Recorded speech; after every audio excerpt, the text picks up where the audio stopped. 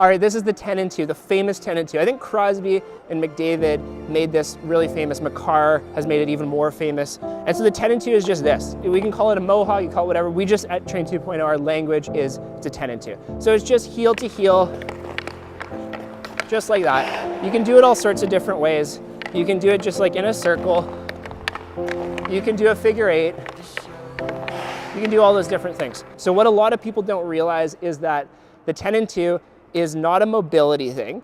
It's actually a skill thing. And most people don't do enough reps on it. I'm gonna show you how to do enough reps so you can feel comfortable using it. It's just like if you've never written the word the, T-H-E. When you are a child and you're 1 year old, you don't know how to do it.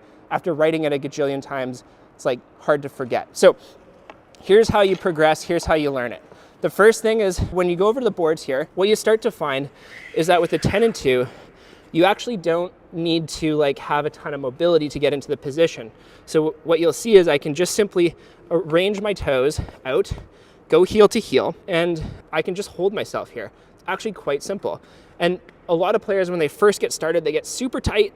You can see I've lost shin angle here, my hips are tight, but then what they can start to find is they can actually trust their edges and they can relax their ankles, they can relax into that Y angle, they can relax their shins forward so their knees go over their toes and they get that aggressive heel pressure, and they can relax their hip. I definitely don't have very good hip mobility, but you don't need it to get into here. I've had tons of players they come to me, they say, I can't 10 and 2, I don't have the mobility. Well, usually you can. It's just a matter of starting to relax and understanding this position. So this is the first thing. The second thing is once you kind of get a handle of using your edge, it's to understand that a 10 and 2 is not about holding it. A lot of players will do their 10 and 2 and then they hold it. That is like a really hard thing to do. That requires mobility, that requires balance and strength and all sorts of stuff. But it's not about making it harder, it's about making it easier. So if I go back to the wall here and I get into that position, I'm relaxed, then it's actually just about shifting your weight foot to foot. And what you may or may not see here is that I'm putting my weight through my heels, keeping my toes up, keeping my knees forward. So I'm just stepping foot to foot. Now you don't always see that when you see Crosby doing it, but what's happening is the weight is just shifting foot to foot.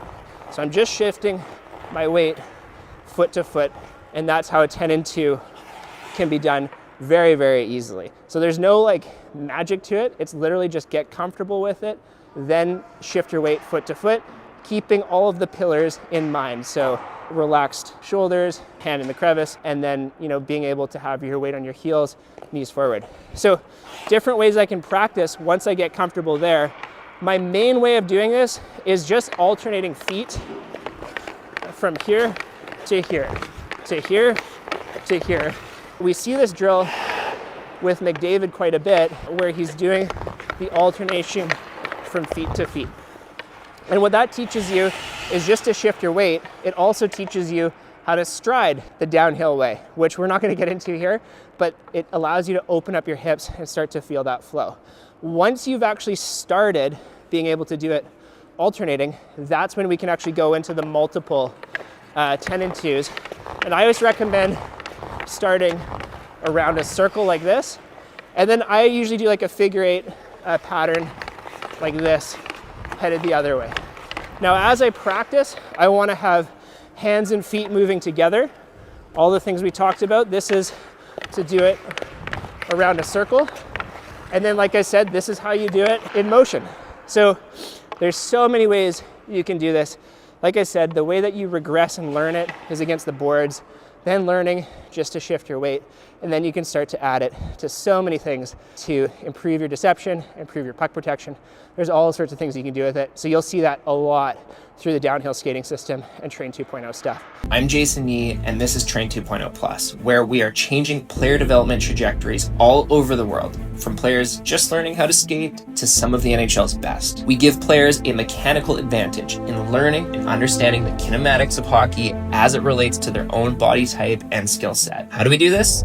Through a mechanics-first approach, by reverse engineering the elite NHLers' movements. By using technology that wasn't available before, we are able to learn exactly how the NHL's best are moving so that we can structure their movements in standards and make them available to players all over the world. Now, by concentrating on a player's mechanics, it is the fastest, most efficient way of increasing performance in the shortest amount of time. By closing that gap in knowledge between what the top players are doing and what is being taught by traditional skill and power skating coaches, we have a player development system derived from education, video analysis, and implementation of mechanics from the world's best. Train 2.0 is the next level operating system for players and coaches who want their own private playbook to elite biomechanics. If you're ready to change your player development trajectory, then join the Train 2.0 Plus membership to upgrade your mechanics, to upgrade your game.